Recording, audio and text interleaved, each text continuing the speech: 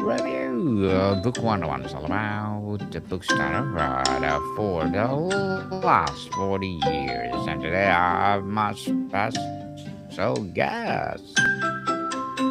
It's She so is a great. AI. Yes, she is an AI pioneer, CEO, and professor. And of course, the author of the debut book, Creative Machines. No other than Miss Maya Ackerman. Thanks so much for having me. Again, welcome, Miss Maya. And thank you so much for your time on Book 101 Review. And can you please introduce more by yourself that I miss? So I was the founder, co-founder, and CEO of Wave AI, one of the earliest generative AI startups, and we focused on music. I'm also an associate professor of computer science and engineering, focusing on artificial intelligence at Santa Clara University. Yes, and thank you so much for sharing your knowledge and wisdom to the world. Miss Maya. Thank you. So let's talk about your debut book. The title Creative Machines is provocative. How do you define creativity in the context of AI? Is it simulation, collaboration, or something genuinely novel? So, creativity in general is defined as novelty plus value.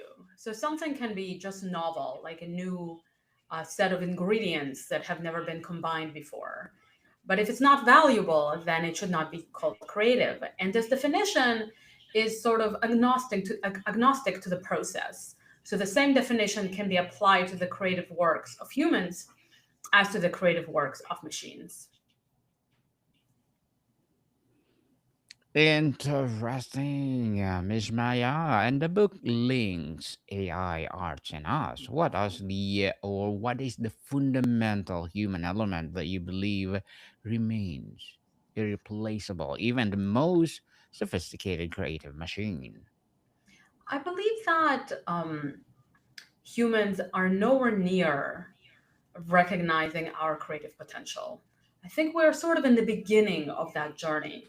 And when we assume that machines can replicate everything we're doing and become smarter or more creative than us, that sort of assumes that we're done as humans. But we're still growing. And I think the real way to apply AI for creativity is to elevate human potential rather than compete with us and sort of try to replace us. Because in the end, being creative is such a core aspect of being human.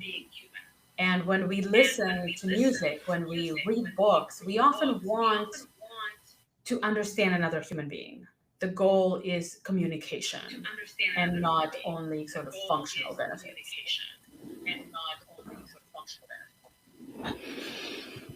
Miss Maya, a major debate is whether AI is a tool, a collaborator, or a new kind of author. Where do you land on the spectrum, and has your position evolved while writing the book? So, in reality, it can take on many different roles, but I think it's most powerful as a collaborator and the kind of collaborator that makes you better permanently. In the book, I call this humble creative machines. So it's a system that makes you permanently more creative. So, for example, our tool Lyric Studio, which is a humble creative machine, people have told me, many of our users, that they become better pen and paper lyricists from using that AI. So instead of fostering sort of this dependence and helplessness, AI can permanently elevate human capability. And I think really that's when it's strongest. Strongest indeed. And for traditional artists feeling threatened by AI, what would you say is the most empowering way to view and engage with this technology? I think that a lot of the fear is legitimate because there's a lot of money and power behind systems that are designed to replace. Now, it doesn't have to be this way. And what creatives, what artists can do is take existing tools and find a way to use them as if they were creative, humble creative machines. So essentially, try to stay in control. Try to see how it can become part of your creative process. Try to see how existing tools can open up your imagination, even if that means that you have to use them in a really unusual, really imaginative way. That's where I'm seeing the best use of AI tools by artists. You explore the concept of an artist's hand, Miss Maya. In a world of text prompt and algorithmic generation, where does intention, craft, and personal signature reside? Yeah, I think what I would like to see is really a world where human intention is the center and remains the center, where tools are used as tools. Even if they're AI, it doesn't mean that they have to take control from under us. I think we need to speak out very loudly that we don't want AI to become the creator, that we don't want it to take the spotlight. Where really what's happening is that creatives are fighting all the money and power that's going towards utilizing AI in a way that's replacive. Miss Maya, can you share an example from your research or experience where collaboration between human and AI produce a result that truly is surprising to both? Well, I don't know if the AI is surprised, but definitely there's a lot of cases where the result is surprising to the person. Though I have to admit, the way you phrase the question is really getting my motors going. Can we check if the AI is surprised? So, one of my favorite stories happened very early on. It was around 2018 when I had an early version of our system, Alicia. So you would give it some text and it would find different ways to sing the text, one little phrase at a time, which was really very new at that time. And I met with Professor James Morgan out of San Jose State University, and he told me that he'd always wanted to write an Italian aria, but he did not speak Italian and he did not play a single musical instrument.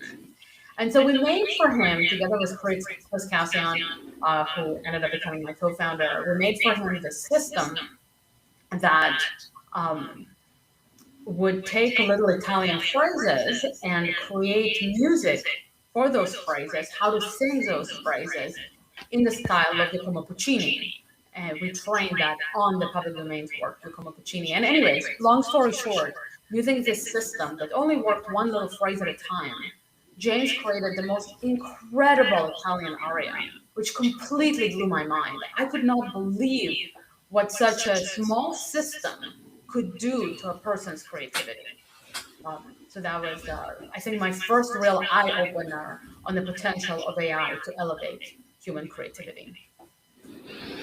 Miss Maya, how is AI? It's not just changing how we make art, but also what we choose to make. What new themes, forms, or aesthetic is it pushing us toward? I think that there's a lot of sort of a push towards what we call in computational creativity typicality. And giving, if you ask for a table, it's going to give you a typical table. If you ask for a Renaissance painting, is going to give something that's sort of as typical as possible. That's because a lot of the models are built to give you the most probable, the most likely result. But typicality, making something very typical, is actually a hindrance to creativity. In creativity, you need to be allowed to make mistakes. You need to be allowed to go to new places. You need to be allowed to do something unusual in order to discover something new and amazing. And that's where there's a lot of opportunity in building tools that are much more creative than what we have today in the mainstream. Yes, definitely. And Miss Maya, how is AI not just changing how we make art or anything from outside the art that can AI can do aside from art? I mean, there's so much development around automated coding called vibe coding. That's one of the most revolutionized fields by artificial intelligence today. So there's a ton of opportunities there. Marketing is very heavily impacted, in But part through art, but in part through um, copywriting with large language models. But really, almost every domain is being affected today and is sort of being reshaped. And so it's a really critical moment to understand these models correctly, both for people who are building them so that they can target more the elevation of human abilities. And on the other side, the people using the models need to insist and only use them in ways that truly elevate them rather than sort of handing off our brains to the machines and creating slop in the process. yes, definitely. So, what are the practical ethical ways for artists to train or work with AI using their own style and body for work without falling into a poor self replication? I think it really is about, well, it depends. If they have an opportunity to contribute to the building of a model, there is so much more that can be done. Like you were saying, training it on their own material is a really great way to pull AI in the right direction. So, Lyric Studio, for example, my tool, it leans heavily into the user's writing style, much more heavily than into anything in its corpus. So there's definitely a lot of opportunity for that kind of influence with text to image models, for example. LLMs can kind of work like this, but not as well as I'd like to see them do it. But I think the real key is autonomy and remembering who's in charge. So whenever an AI system does not create something helpful, drop it. Be willing to work from scratch. Be willing to go back to pen and paper. AI doesn't have to save time. It's not always a good time saver. We need to be using it in a way that really pushes our creativity forward. And if it's failing to do that, then we should only use it to the degree that it's helpful. I think it's a mindset issue very often. A mindset indeed.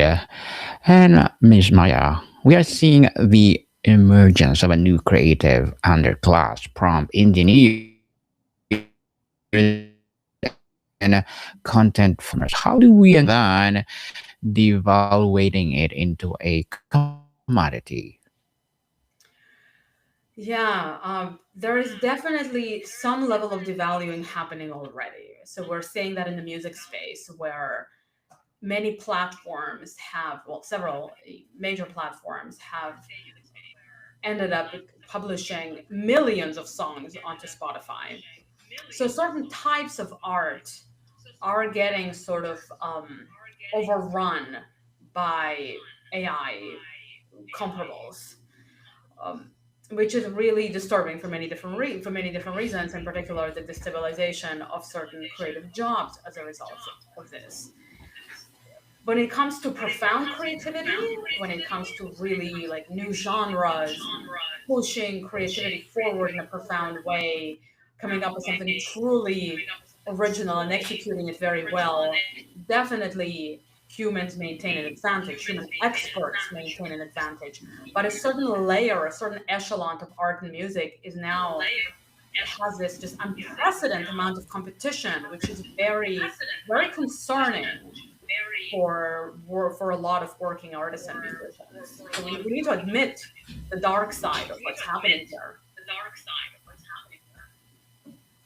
Yes, the dark side of what's happening to our world because of AI.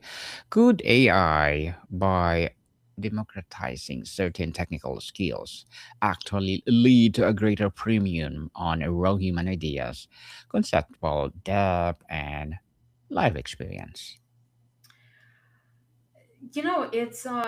It's tricky because on the one hand, democratizing is good, right? So if I have an idea for a movie, but I don't have the money to, uh, to get into a studio and hire actors and do all of that, maybe with AI I can still realize my idea to some degree.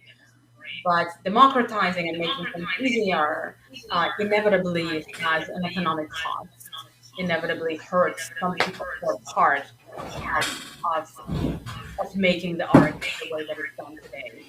So that's sort of one tension. I'm not sure if I answered your full question. It cut out there Yeah. for a second. Yes, indeed. I will add it then, Miss Maya. If an AI produces a piece that moves a human to tears, where does the meaning reside? In a machine's process, the human's prompt, or the viewer's interpretation? People find it really unsettling that AI can evoke real emotion, but it's been able to do that for a long time. We've had an AI system, for example. Amy, Experiments in Musical Intelligence by David Cope, which he started developing in the 1970s. And people loved the music and found it very emotionally moving until they would find out that it's made with AI. And then they would get very annoyed, say that the music was horrible, and they never liked it. So the sort of this idea of AI evoking real emotion in us is really well established. And I don't think that there's any point in sort of denying it or fighting it. But we can still say that it's a different experience to consume art or music made by a person, because part of being a humanity, part of being a society, is understanding experiences of other human beings. And artists are amazing at communicating communal feelings. They sort of share on behalf of all of us a lot of stuff that we're experiencing. And so even if AI can make us feel something, ultimately, if there's a human in the loop, if there's a human who is coordinating all of this, I believe that makes the experience much more meaningful. Well, Miss Maya, as a debut author, what are your short term and long term goals? What are my short and long term goals? Wow. Yes, please. So, one of my main goals is to spread the message that human potential has not been reached, right? We're behaving as if AI is now coming to replace us because we are already as smart or as creative as we're ever going to be. So, what I would really like to see across the development ecosystem is a movement towards developing tools that are designed to work with artists, that respect the artist's creative process, and really a mindset shift towards believing in humanity. Let me just give you one quick example that sort of drives the point home for me. We tend to be so in awe of text to image models. You type a little bit of text and you get these amazing, beautiful images. But this belief that the human brain is not capable of that is not actually true, because in certain psychedelic states, the human brain can actually generate images that are faster and more magnificent than any of the text to image models. Now, that doesn't mean that people should all go into psychedelics, but the point is that the capability of the human brain remains largely untapped. And one of my biggest goals is to have developers realize that and start to build AI that helps humanity reach its potential. Good luck to your goals, Miss Maya, and looking forward for more success. Yes, for sure. And what would be your piece of advice for those people out there who want to be like you? I would say, so much about AI is is part of this idea of the answer is out there. The AI is smarter than you. You got to listen to experts. You got to go out there to find the answers. But I think when it comes to navigating success in this transformational point, it's really about going within and discovering your own truth and discovering your own role within these shifting landscapes. So actually my advice is to trust yourself, trust your instincts, trust your own intuition. It's never been more important. Yes, definitely. And thank you for that advice, Miss Maya. And can you please recommend a book or books that influence your journey? Other books that influenced my journey? Please, yes. Oh my goodness, there are so many. Let me have a glance at my bookshelf. Oh wow, there are just so many. wonderful books here. I think I'm gonna recommend the work of Stephen Neill, who talks Okay. uh, about how every day we experience low-grade hallucinations, and he experiences he sort of explains um, this inherent experience of living and being intelligent as an imaginative process, as a process of constant prediction and correction, which was really, really key to my own journey and my own understanding of how we relate to machine intelligence and kind of the link between the two. Well, thank you for that recommended book, Miss Maya.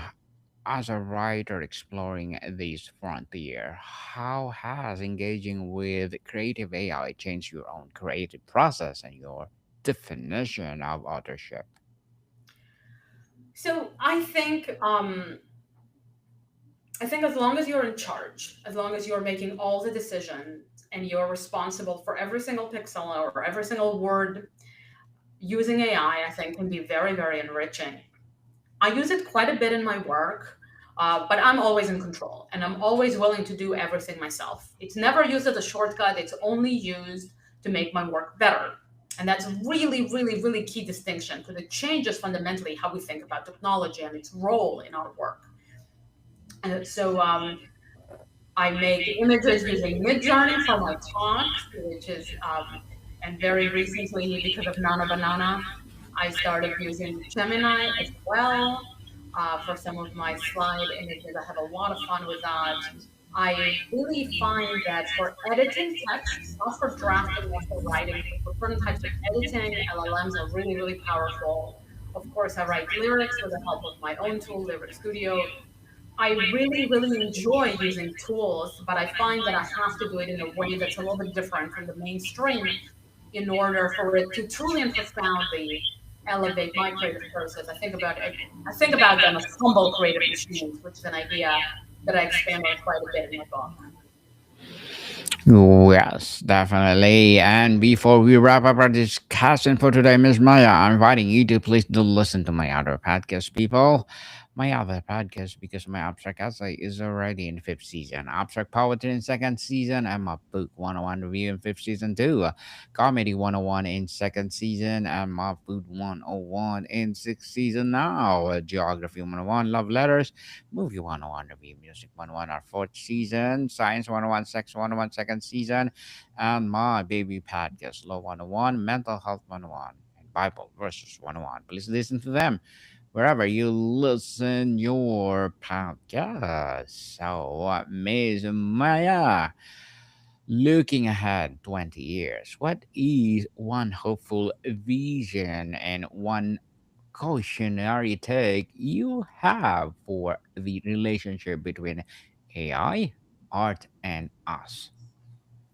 I think the best case scenario is that, and I think it's very likely within 20 years because it gives us enough time, is that nobody's afraid of AI anymore when it comes to art, that it's been integrated into our process, that there's a whole bunch of tools that are designed to elevate human creativity, and that humans remain in the lead while AI plays a meaningful but secondary role in helping people realize their vision. It's almost like we could go faster from idea, faster and better from inception to result, but without losing any of the control and without losing agency and without sort of destroying the economic system for artists. I think the biggest risk is sort of between now and 20 years is economic damage to creatives that can be caused by AI systems that are designed intentionally to replace. And that's something that I think we need to take very seriously, even if those effects are going to be short lived, even if eventually the technology will find its place. We need to consider human suffering that would happen in the interim very seriously. Yes, and thank you so much for sharing your knowledge and wisdom again to the world, Miss Maya, through your creative machines. So, can you please invite our listeners to support your debut book? Oh, yeah, absolutely. Please check it out. Creative Machines AI Art and Us, available on Amazon and through many other bookstores. Um, please read it, write some reviews, and let's spread the message of a more positive, human-centric vision for artificial intelligence.